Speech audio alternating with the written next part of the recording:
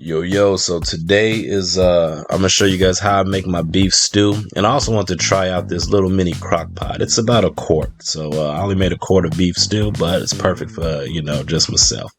So anyway, I got all my ingredients here. You could add whatever veggies or starches you want to your beef stew, but the main important thing is you gotta have the beef. So right there, I got a ribeye and some jalapenos, onions, celery, carrots, and potatoes. So first thing I do is I season my beef.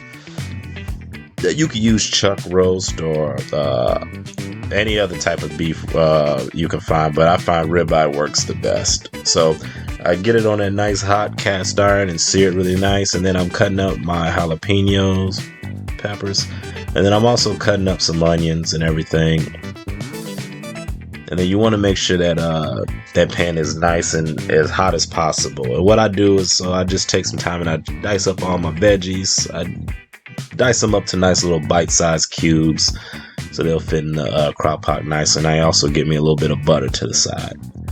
And as you can see, that smoke's coming off that. So I flip it the steak a couple times and I throw it in there.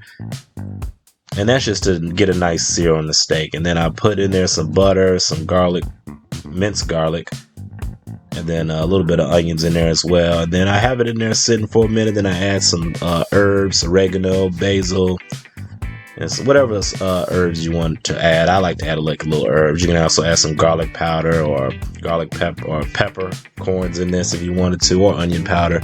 So now once the beef starts to get a little bit of tender, I put in my potatoes, because the potatoes, they take a while to cook and I want them to break down. So I put in the potatoes at this point, and then just kind of let it sit for a while. Then once the potatoes get soft, or a little bit soft, and I notice my beef is really nice and tender, I add in the rest of my veggies. And I like to add in my veggies a little bit later because I like a little bit of texture to my beef. So I do like the veggies to have a little bit of a snap to it, if you will.